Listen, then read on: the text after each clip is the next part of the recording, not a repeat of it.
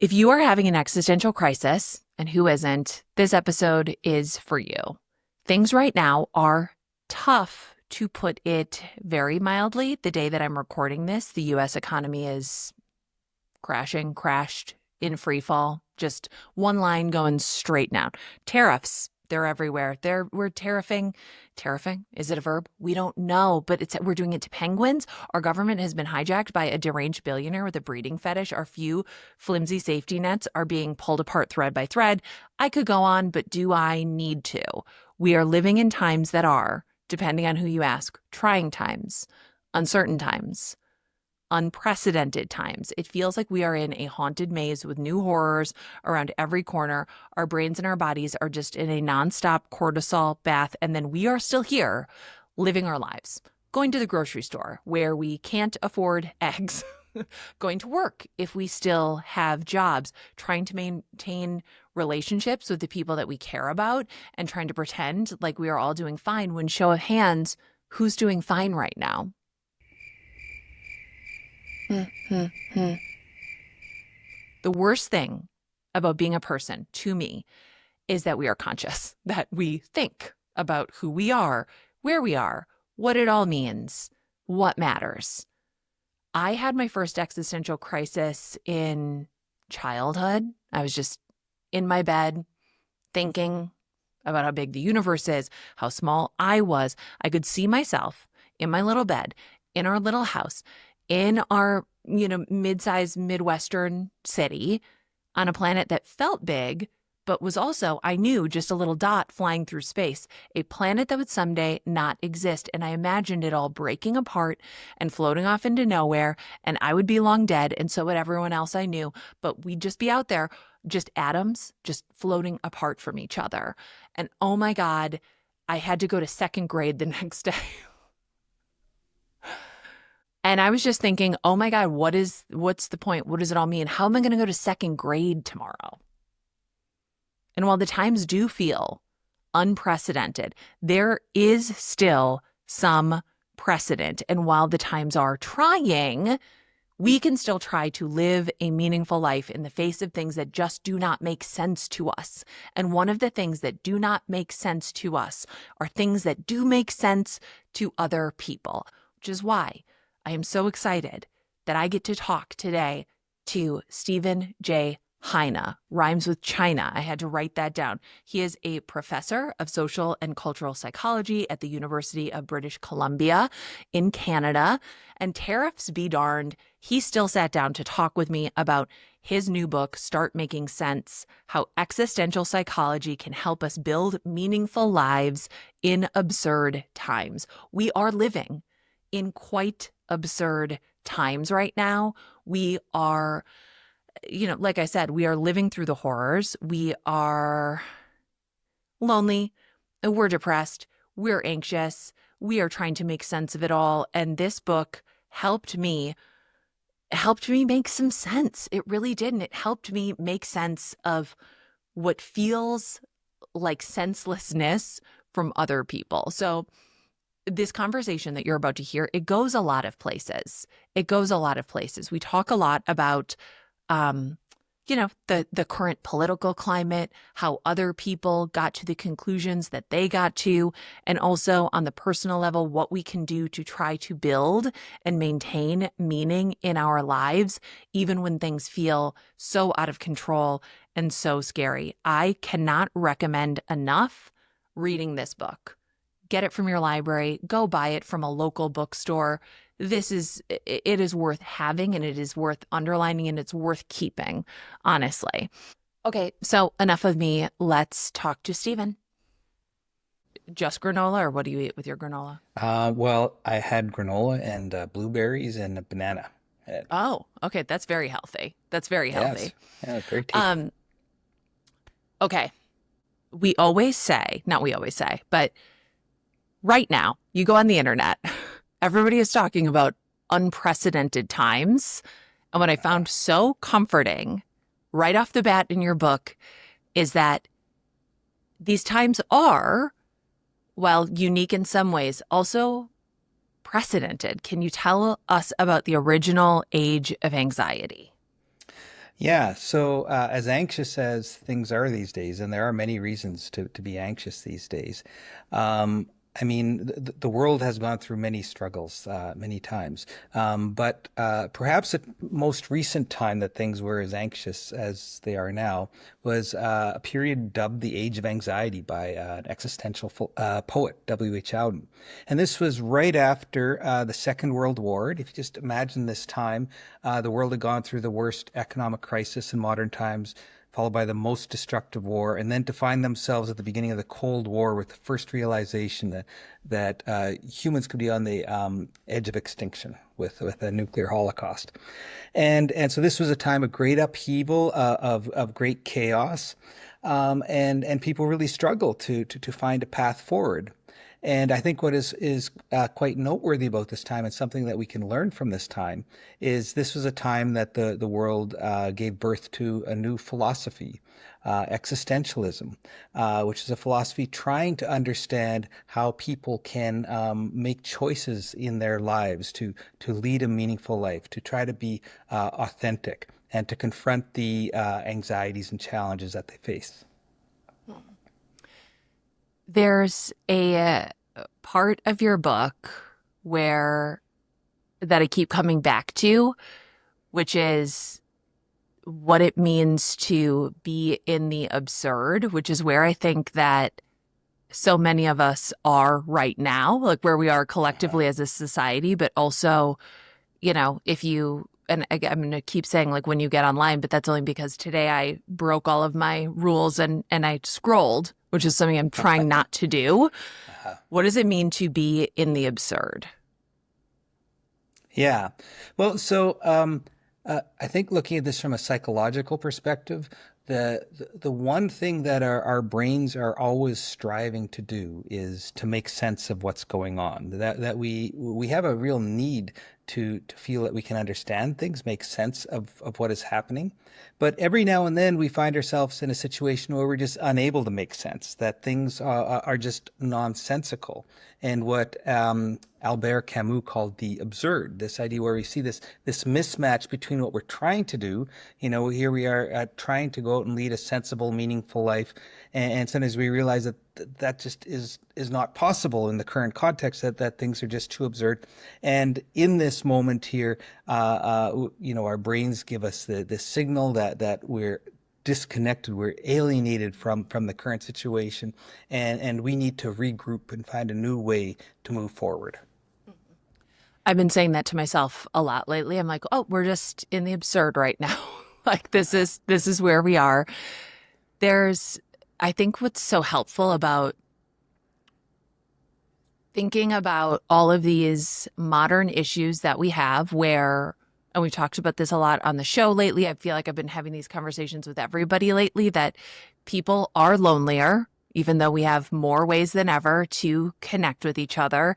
People seem to be um, more depressed, less happy, like more disconnected, even though, and you point this out in your book, like objectively, life has gotten better in a lot of ways since, the 1950s. If any of my ancestors who survived the potato famine were to be, you know, boing flipped into the year 2025 and watching me have, a mental breakdown over my Wi-Fi router, I think that they would have a hard time really relating to some of my anxieties. But things have gotten easier in some ways, and yet we are existentially more lost than it feels like we should be. Like it feels like all of these Yeah. advancements, like we just cannot get past the fact that we are tragically people and people have to think.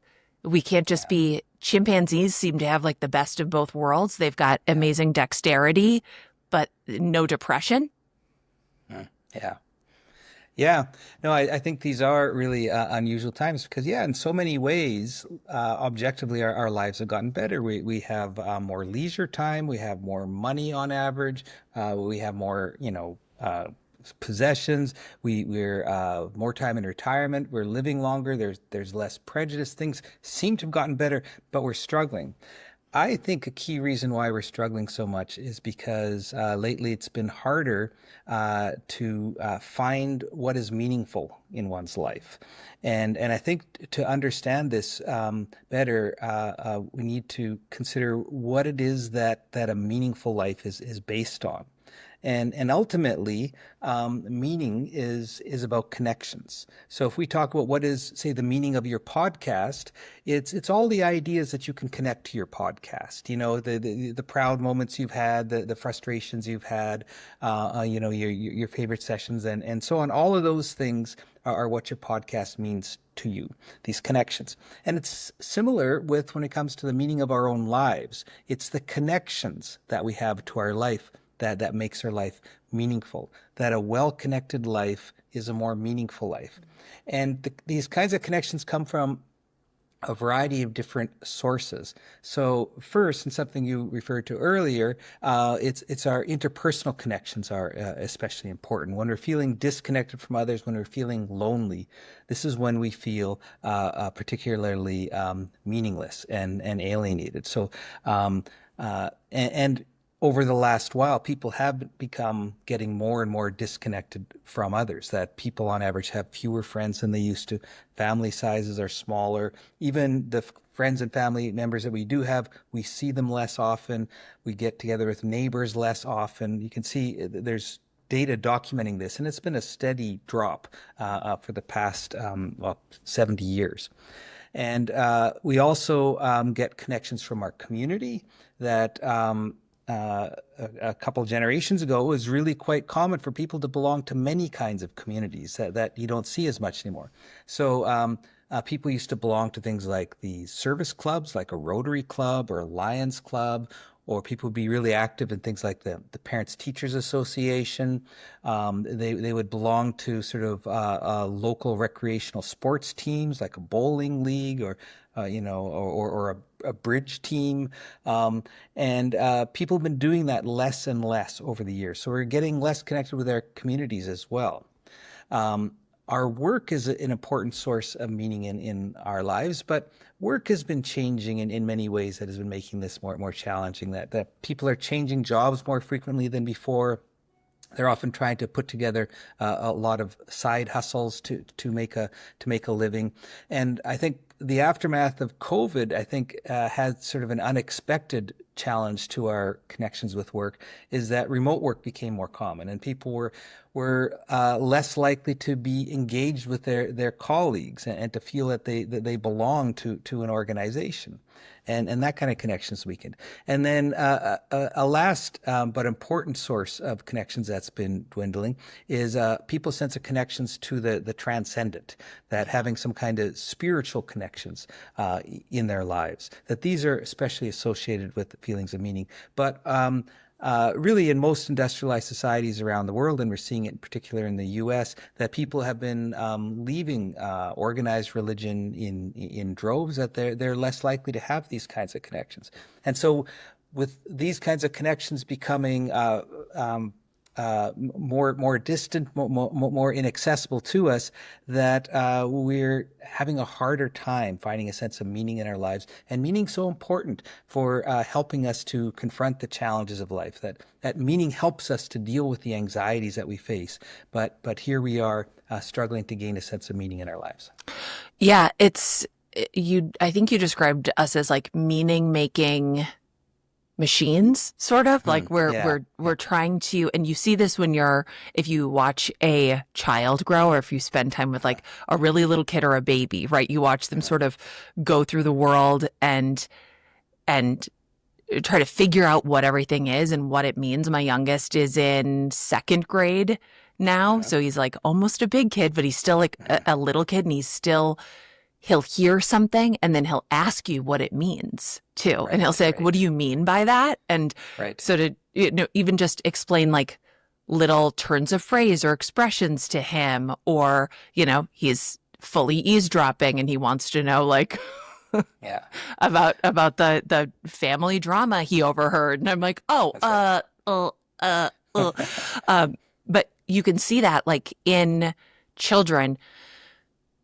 But I've also found if I can look at other people that I encounter in the world as sort of children, like I think we all are kind of like forever kids, we're all still trying to like make sense of things. Uh-huh. I can soften my judgment Mm. towards them, or I can like have Yeah. some more compassion or understanding, or at least see how they got to where they got, which is really Yeah. hard to do, but I think also Yeah. very important to do.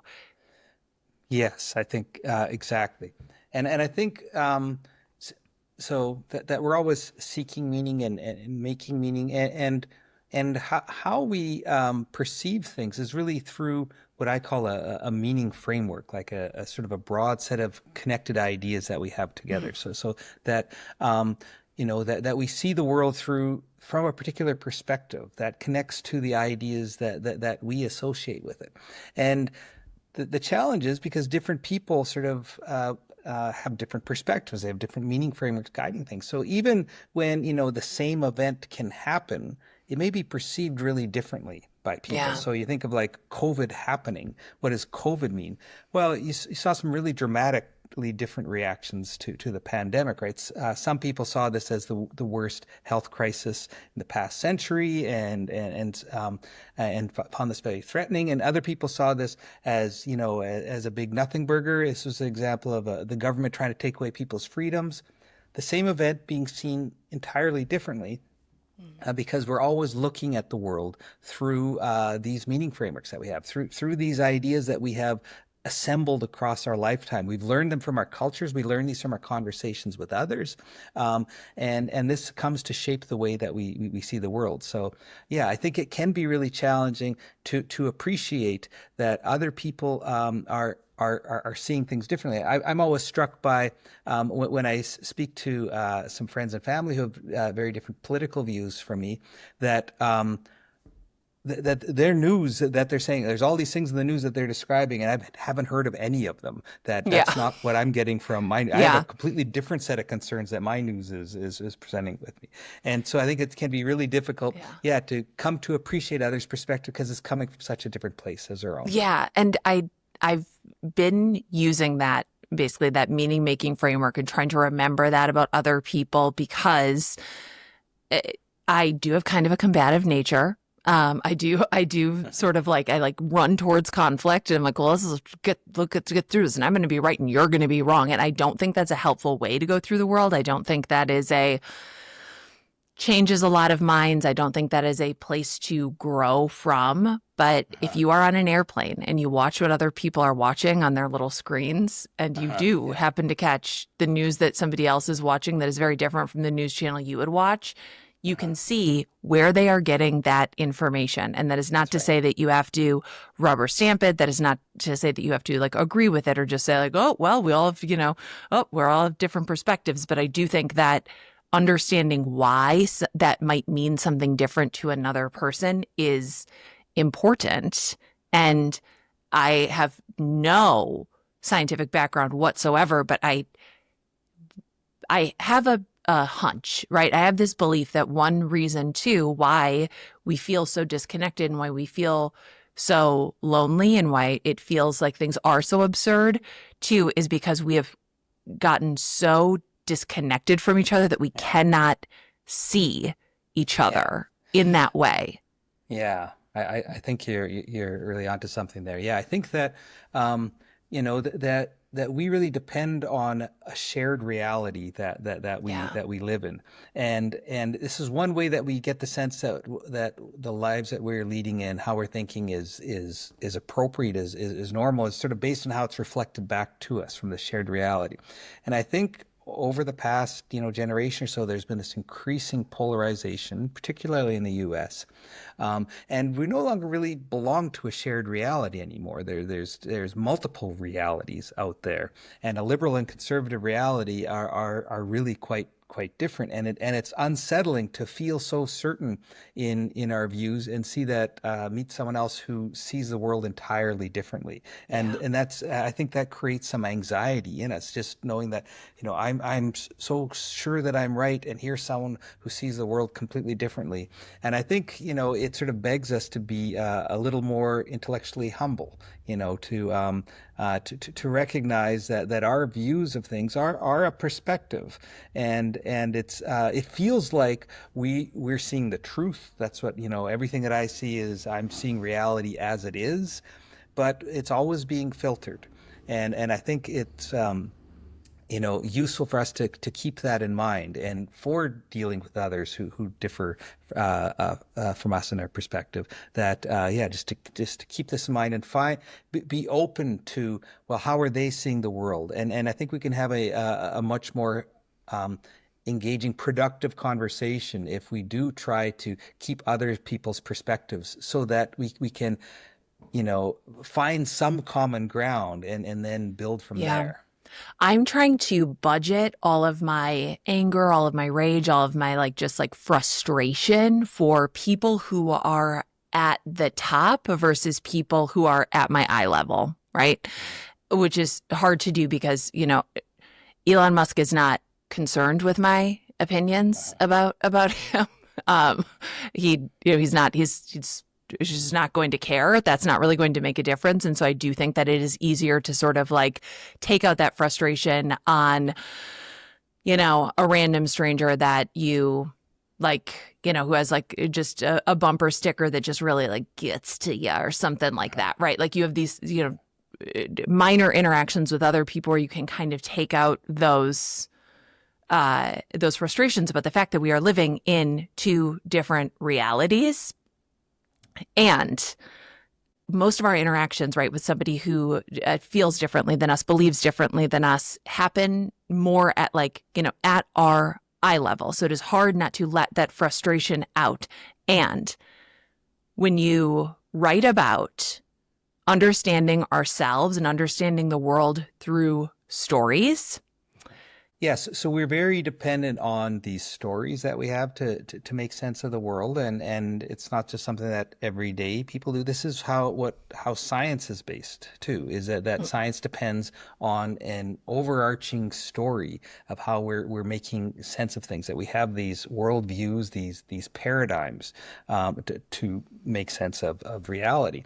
And um, and so these stories change across time, and what's interesting to see is that these stories don't seem to change in a gradual manner. They seem to change in a very abrupt manner. And Mm. so an example is, yeah, our understanding of the universe across historical time. That Ptolemy originally argued that the Earth was the center of the universe, and the sun would go across it would go around the Earth. We would see it tracking in across the day, and so this was a story about the universe, and this worked pretty well for a long time. It was aligned with what the scripture said. It's aligned with people's common experience, seeing the sun move across the sky. But as telescopes got better and more observations were made, there was a number of anomalies that didn't quite fit with this. That well, why was the Mercury and Venus always so close to the sun? Why did the planets not go across in a straight line, but they kind of went in these little elliptical lines? And so they sort of just kept adding these little, caveats to these theories to try and account for like these deviations from it. Until Copernicus, using a telescope, identified a completely different theory. No, the Earth's not the center of the universe. The sun is.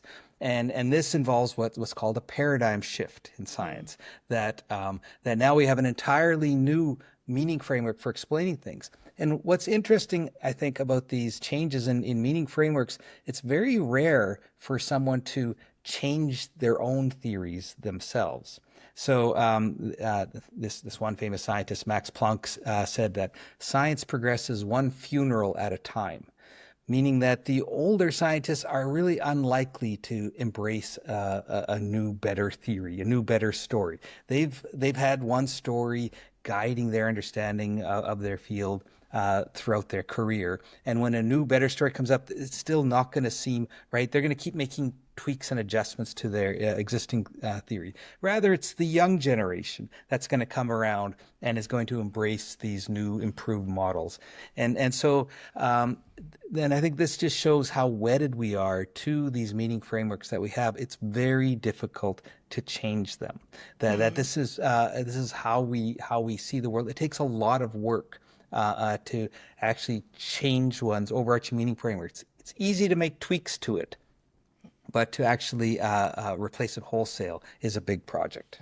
Yeah. And when somebody shows up and has a whole new, uh, like has something to sell you, has like a big idea to sell you, it has to be better than whatever you believed before. And I think that's just an interesting way of looking at the world. If somebody can tell you a story that makes your world make more sense, then you might buy into that, whether or not it truly benefits from you, or whether or not it benefits you in any Yeah. way.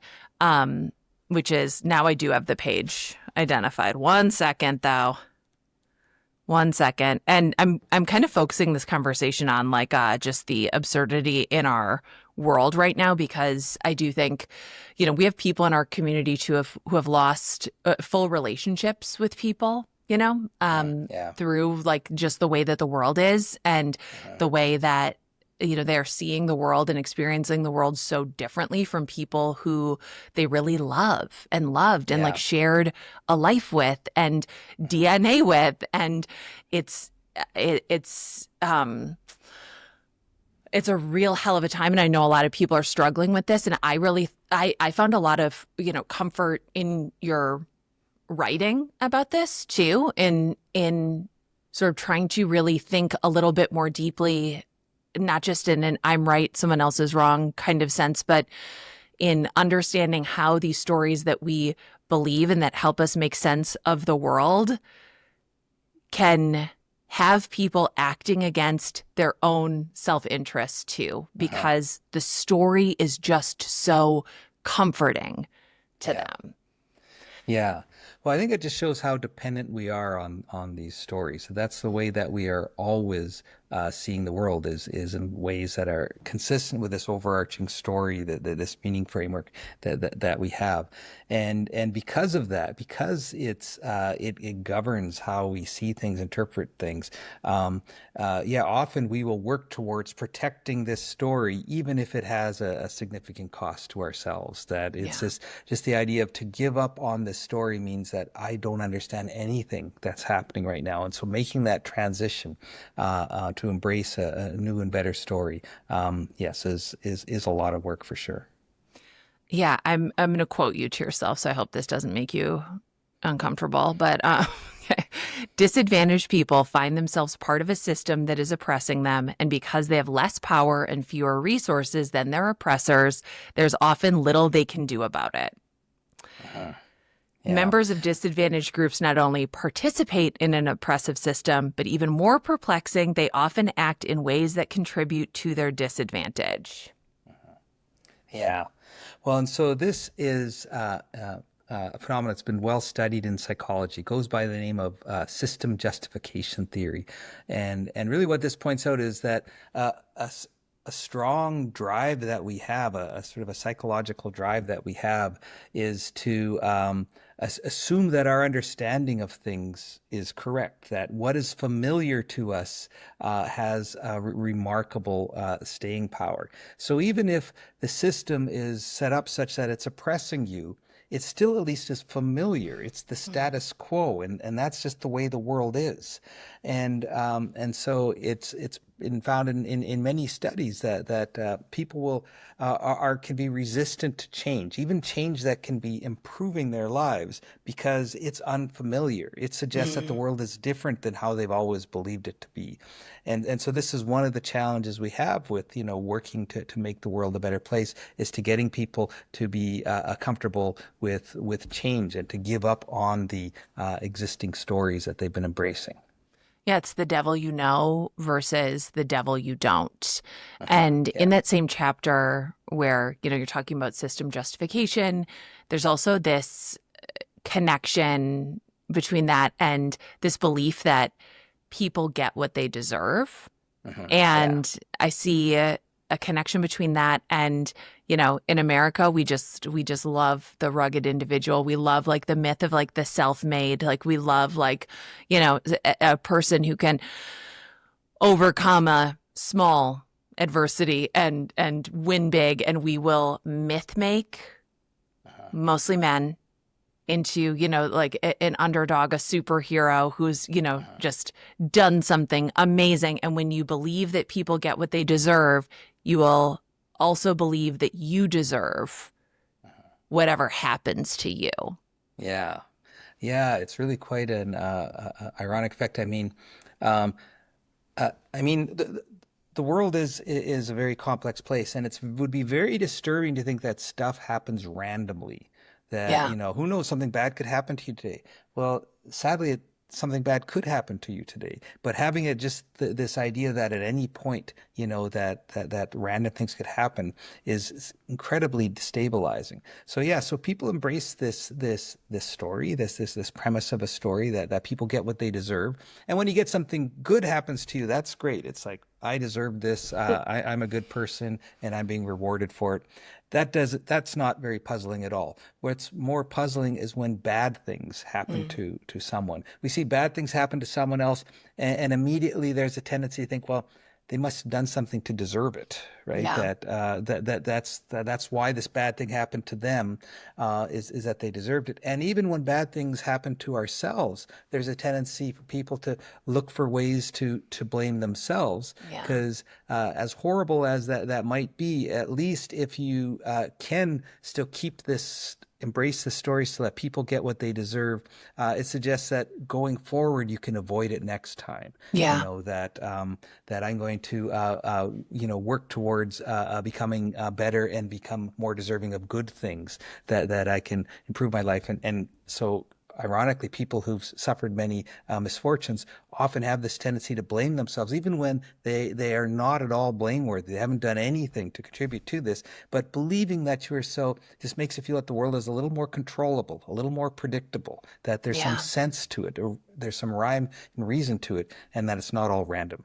Yeah. Because it's really, it's scary to believe that the world is just purely random. And it's also scary to know that we have so many choices. And you Uh-huh. wrote about this pretty extensively in the book, too, which is, you know, there's a different kind of anxiety that comes from having so much choice, having so many options. And Yeah. I have a college freshman right now, and she's wound so tight, right? Because she's 18 and she has decided what she's going to do with her life, and she's got to take these classes in this order, and that class is not offered next semester.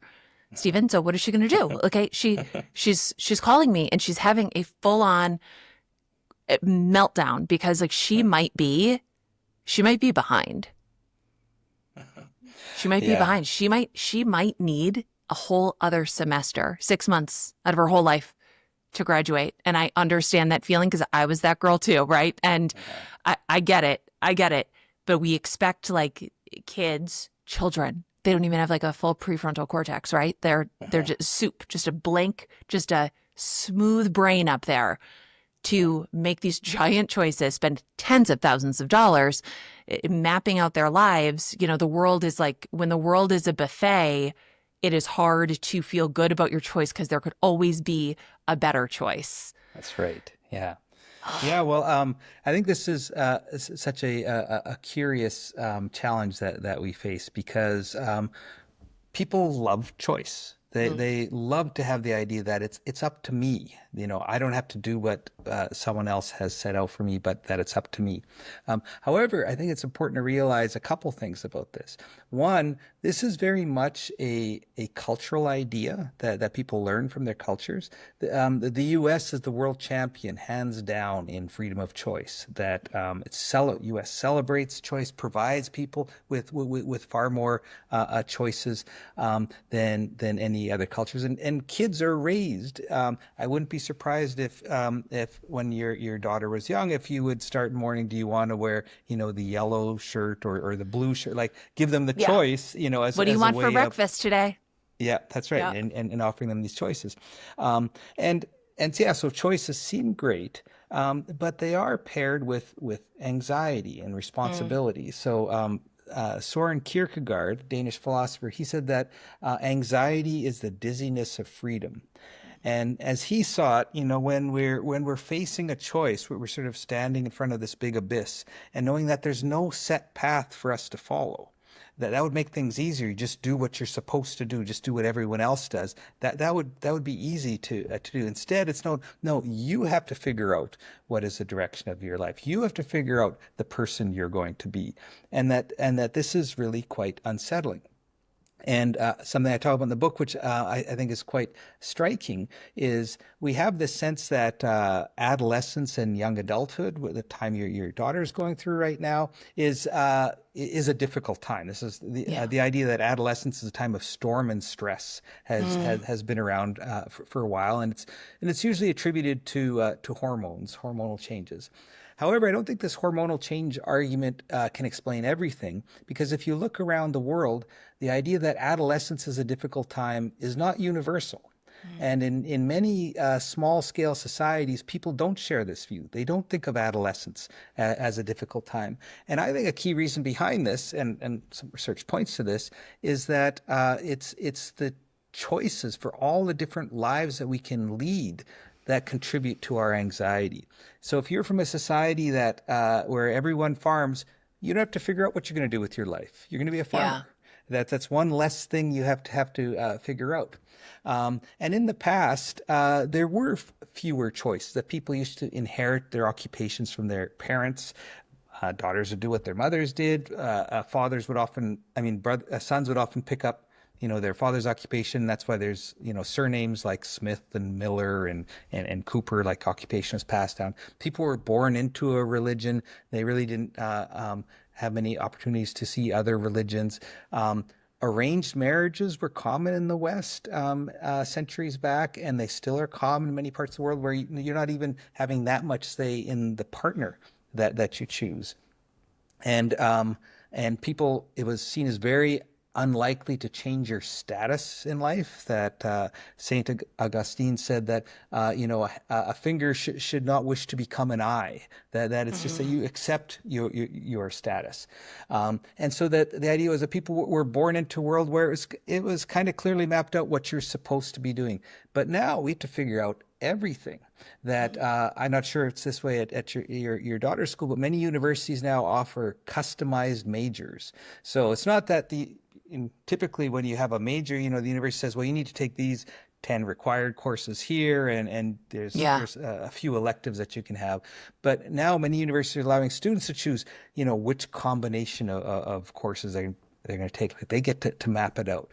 There I are would I would so many. have I would have imploded. That would I barely graduated in 4 years. I was a senior year declared an English major because it was the only major I could finish, and my parents were not giving me an extra semester at Yeah. all. So I was like, I guess I'm an English major. I'm passionate about it. It's just because I'd been every other major. Like because I couldn't Yeah. decide because it was too much. It Yeah. was too much. It was too much. Yeah. And then I took like two philosophy classes and I was like, oh, like now my mind has been blown and now I can't see I don't know what anything means anymore. Yeah. Well, I think that's the thing, that these having all that choice is Yeah. overwhelming. Yeah. You need to find a romantic partner, and you look in an app and there's thousands of options, and you're Yeah. supposed to choose the right one somehow out of all those thousands of options. And people now are leaving organized religion, but what they're not usually leaving spiritual beliefs completely. They're choosing their set of Hmm. beliefs. They're going to say, I'm going to take, oh, this pagan ritual is nice, maybe some Zen, meditation, um, Yeah. things like that, and they're putting it all together, with some crystals or astrology, and so they're planning out the way to the hereafter too. Okay, yeah. So there's all these choices. And then when you make a choice, you need to rationalize it. You need to That's rationalize it so that you feel good about your choices, which is yeah. another part of the book that I underlined because I loved your I'm going to ask you to speak about the Vietnam example because my father had a horrible draft number, knew it, Uh, knew he was going to get drafted, knew he would not have a choice, and so he enlisted at age 17, wow. chose the Marines, chose to be in recon, which is particularly violent, and like chose like decided like that choosing his own adventure was going to be the best option. And reading Uh-huh. that, you're reading with the study you were citing on it, it really helped me understand him, really helped me understand Uh-huh. my dead dad. Yeah. Well, well, yes, so that's the challenge that we face. We're making all of these choices, and we have to live with the consequences and all of that responsibility for our choices. And yeah, the way that we tend to cope with this is that we tend to rationalize the Mm. choices that we make. And the example that you're pointing to, there's a study done during the draft for the draft lottery for the Vietnam War, where birth dates were drawn out of a hat essentially, and so I mean, rightfully so. So many people were trying to find ways of not going to Vietnam, Mm. and so one strategy that people pursued is to join the Reserve Officer Training Corps, ROTC, which it was a big commitment. Sorry, Siri. Um, I mean, it was a multi-year commitment that people had Mm. to make, but at least they knew they wouldn't be sent to Vietnam. And so they Mm. had to confront this decision. Do I join the ROTC, or do I take my chances with the draft lottery? And they had to make this choice before the draft lottery happened. And so this actually provided an interesting opportunity to see how people cope with their choices, because the lottery is random, and so many thousands of Americans joined the Reserve Officer Training Corps, and so what one researcher did, Barry Staw, he looked after a year later, after the draft lottery, all the people who joined the ROTC to see how are they doing, what did they think about their decisions, and he looked at two groups of people. One group of people who their draft, the lottery draft was such that their birthdays, they found out that they not joined the ROTC, they definitely would have been going to Vietnam to fight in the Yeah. war, risking their lives. And the other half found out that they had a late birthday in the lottery draft, that they never would have been drafted in the first place. And so looking at this, you might think, well, who would be happier, with their decision, happier with being in the ROTC? And you would think that, oh, it must be the people who, otherwise would have been sent to the war. They would be happy that this is saving their life. That was like the best decision that they could have made. And the other group should be really regretting it. I've spent all these years here for this thing that I wasn't really interested in. I was just doing it to avoid the draft. But in actuality, the exact opposite pattern emerged. Mm. It was the people who found out that they never would have been drafted in the first place. They were the ones who enjoyed their time in the Reserve Officer Training Corps. And actually, they ended up doing better in their coursework too. They took their studies more seriously than did the other group. And this is the power of rationalization. Mm. Because the group that found out that, oh my God, had I not joined, I would have been sent to the front lines in Vietnam. They realized that their gamble that they took worked, and they didn't have to do anything else Yeah. to convince themselves that they took a gamble, and it paid off. They didn't have to find ways of what was, inspiring. What ways did they grow from being in the ROTC? They chose to go there to avoid being drafted, and it worked. It was the other group who made this decision that looked like it was being paying off badly for them. That they didn't want to go to the war, and so they took a gamble to join ROTC, and then they found out that they never would have gone anyways. So they needed to convince themselves that they had made the right decision. And what they did, and I think it's a very useful thing to remember, is that there's often benefits in any decision that we Yep. make. And so they were able to see all the great things about being in the ROTC, that they had a new sense of purpose in their lives. They were gaining a lot of new skills. They had a new group of friends. They were serving their country. They had many reasons to view that as a positive choice. But we can only see that they started to view it this way when they realized that otherwise it would look like they had made a gamble that paid off poorly. Yeah. But I think that rationalization, leading to increased satisfaction is, I think, another way to understand people who make different decisions than us and people who believe different things than us too, because, it's, I don't know, I've been just really finding a lot of, not peace, but like a lot of reassurance in everything that you wrote in this book, because it's just a hard time to be a person in the world with other people in the world and like realizing like everyone is trying to make sense and justify the things that they are deciding on and going through. And like none of us are as rational as we think we are. I think we all want to think Yeah. that our story is the right one and we thought it through the best, and therefore we've got the right path. And like we are all pretty susceptible to these same things. Yes, exactly. And I think we engage in these rationalizations again to keep with our story, that Mm. stay on the same story. Part of our story for many people is, I'm a sensible person. I make good decisions.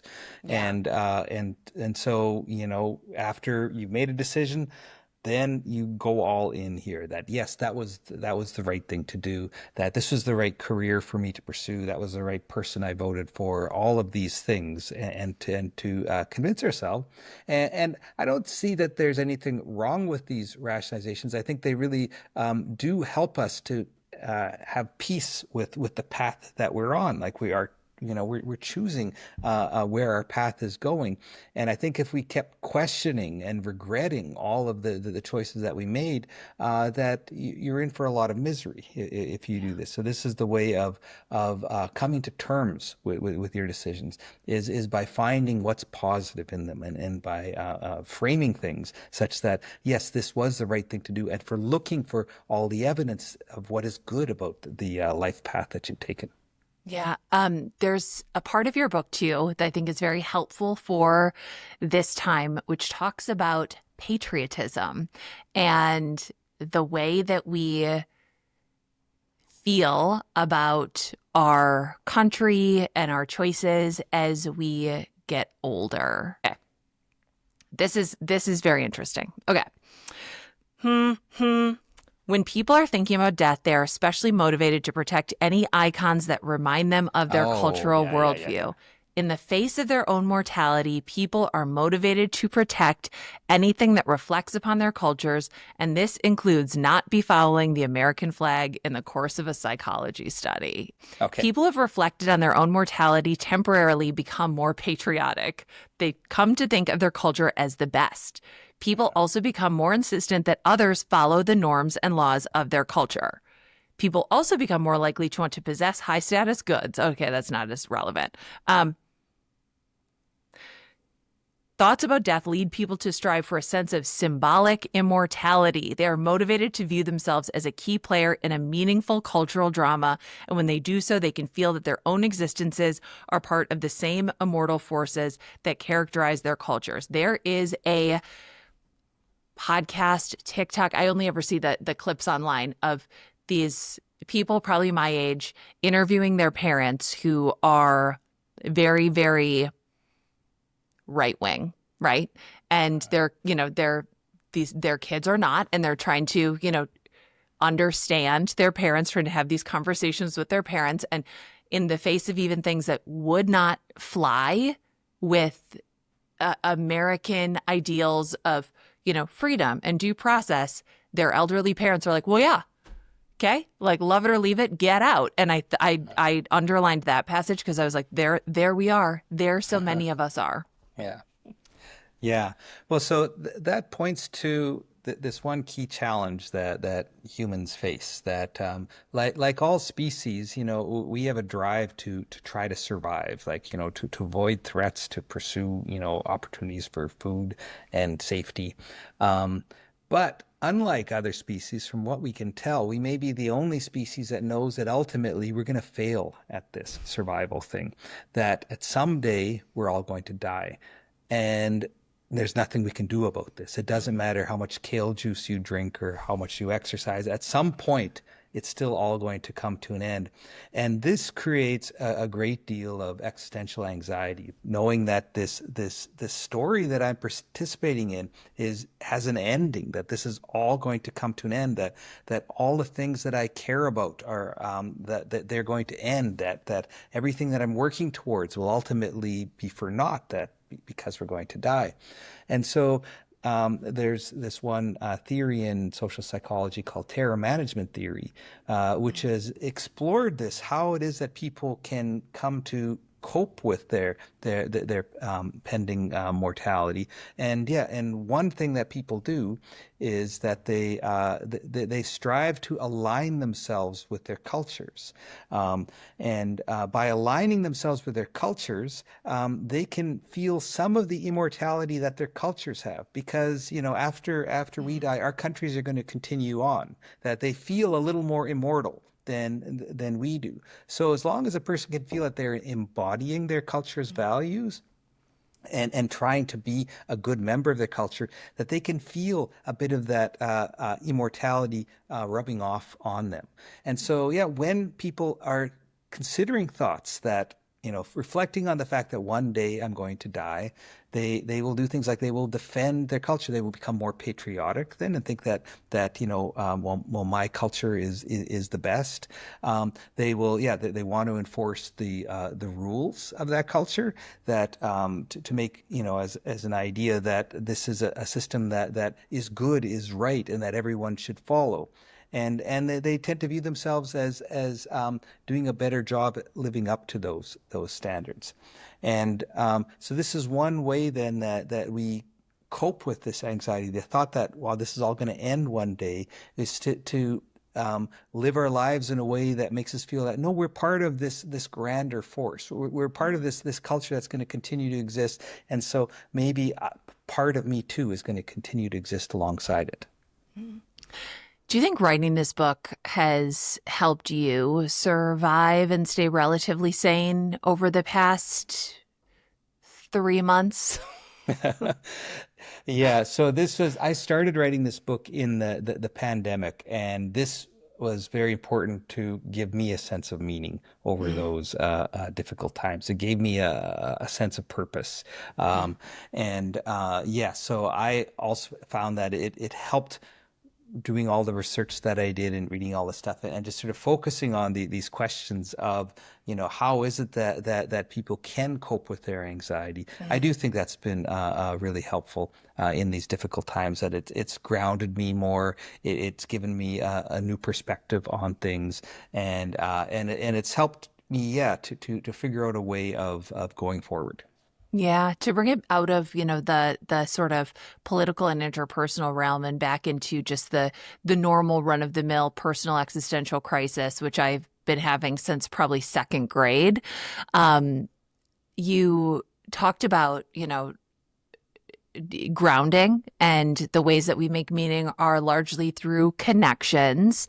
And I'm thinking too about, I got a message maybe last week from somebody who said, oh, I was a nurse for 13 years and now I'm on disability, and I just am really struggling to like have any value, like to have like self-worth right now. And I thought of your book, and I thought of basically the pillars of connection, like those pillars of meaning, the, work, spiritual, interpersonal, name the other ones because I'm running out Community. right now. Community, right? Yeah.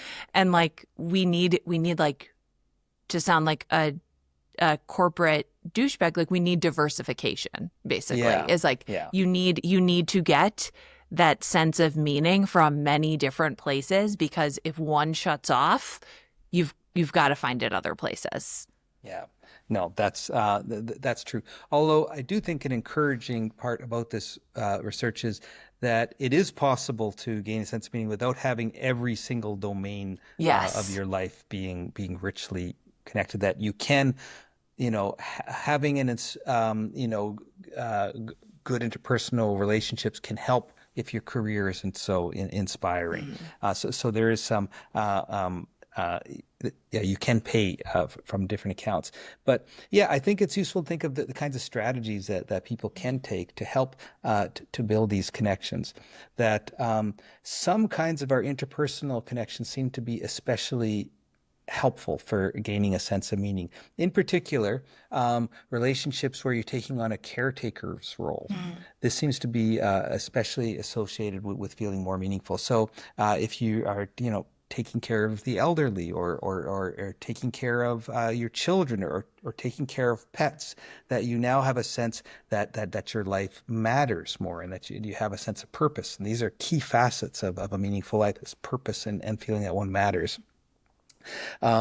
If one's career is not so inspiring, that to seek other ways that you can have a sense of purpose. So volunteering for a cause that you believe in is a good way of having the sense again that you are living a life aligned with your values and that what you are doing matters. And I think being open-minded to any kind of spiritual tradition that resonates with you is, I think, a useful strategy.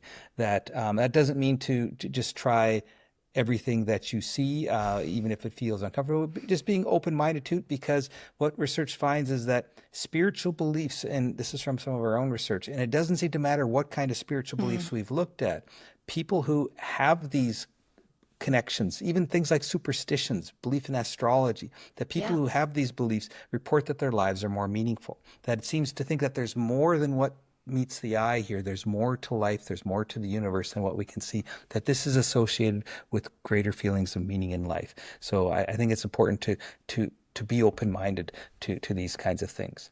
And I also think it's important to attend to the story that we're telling about our lives.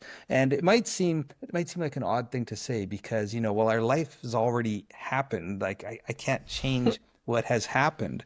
However, the stories that we tell, our life, they're vastly complex. There's many things that have happened in our lives, and we do have some choice in what we tend want to focus on, what ways of thinking about our past. And recent research has found, I think, an interesting set of findings that people who are instructed to think of their life in ways that aligns with what's called the hero's journey. And this is one particular template for successful Mhm. stories around the world. For example, stories like Star Wars or like Harry Potter or like Lord of the Rings. These are like some of the most Frozen. popular stories. Okay. Yes, yes. These are some of the most popular stories of all time. And what they share in common is they have the hero who faces all these insurmountable challenges. They have some allies, and they go through some growth and transformation and help to overcome these obstacles. And those facets are probably true in your own life in some ways if you can think about them. And so research has found that if people do sort of focus on those different elements and to think about their life in terms of, well, what are the obstacles you overcome? With what allies? How have you grown and changed over time? That people afterwards report greater well-being, more of a sense of meaning in life, and they're better able to resist or be resilient in the face of life's challenges. Yeah. And it's unexpected allies, right? Like the Hobbit, he does not want to hang out with dwarves. right? Right. He That's thinks they're right. gross. Okay. And guess what? Spoiler for The Hobbit, if you haven't read 100-year-old book, um, or seen a movie that shouldn't have been two movies. I think we can say that. Why was it two movies? It was like 100-page novella. Why was it two movies? Why was it two movies? But he does get back to the Shire and he looks the same. He's the only person who knows how transformed he was. And I think that's something to remember too, is like you might not, like your life might not look wildly different, but like the change might be very, very internal and only for your Right. eyes too. Is there anything that you wanted to talk about that I didn't ask you about? Um, well, I one thing I would say too is there are when we think about our meaning in life, the feelings that we have, these feelings don't exist at a constant level. It's not that like every day we feel like equally meaningful. Rather, our feelings go up and down in these ways, and there are some strategies that people can use to help give themselves a temporary boost Mm. when things are feeling a little more difficult. And so some research has pointed to, for instance, when people reflect nostalgically on their past, like if you look through an old photo album, listen to a soundtrack of your youth, and remember these earlier chapters of your life story, that this helps you gain a sense of self-continuity, of seeing the person that you've become, the journey that you've been on. And that makes people temporarily feel a little more meaningful, a little more engaged, a little less alienated. Also, any kind of spiritual rituals that one might participate in, or any kind of meditation, also is very important in giving that sense of self-transcendence, which provides one with a sense of meaning. One intervention that's used in many psychological studies is to ask people to reflect on their important values, and write a paragraph of what it is that you really care about, what you stand for. And just making that salient and accessible to one really underscores a sense of who I am and what I stand for. And people are more resilient in the face of difficulties for some time after. And also, just going out into nature is remarkably restorative. That gives you this boost in well-being. So I think these are some useful strategies that one can keep in mind, just to help during those times when you just, some days we feel a little disconnected, a little alienated, a little lonely, and that these are some easy strategies that one can pursue to give oneself a little boost. So I'm just writing that down. Okay. Okay. Thank you so much. This is wonderful. I hope that was even slightly beneficial to you. But Yeah, yeah, no, um, this was a lot of fun. okay, so that conversation went a lot of places. It did not go to all the places that I wanted it to go to, partially because this book was so dense. It was so good. I did underline a little bit too much of it. And while I was underlining it and reading the book, I kept thinking, I'll talk to him about this. I'll talk to him about this. I made a notes document. The notes did not make any sense to me. The notes were like, whoa, page whatever. Did not make any sense. But I really do hope that everybody reads this book. If enough of you read this book, like we can have like a little book club for it over on the Substack. The Substack is where we have all of the episodes of the podcast that we've ever made. They're all ad free. We do, a lot of stuff over there. I send out a weekly email. Again, there's like no pressure for any of this. I think we all know that things are hard right now. They are hard for everybody.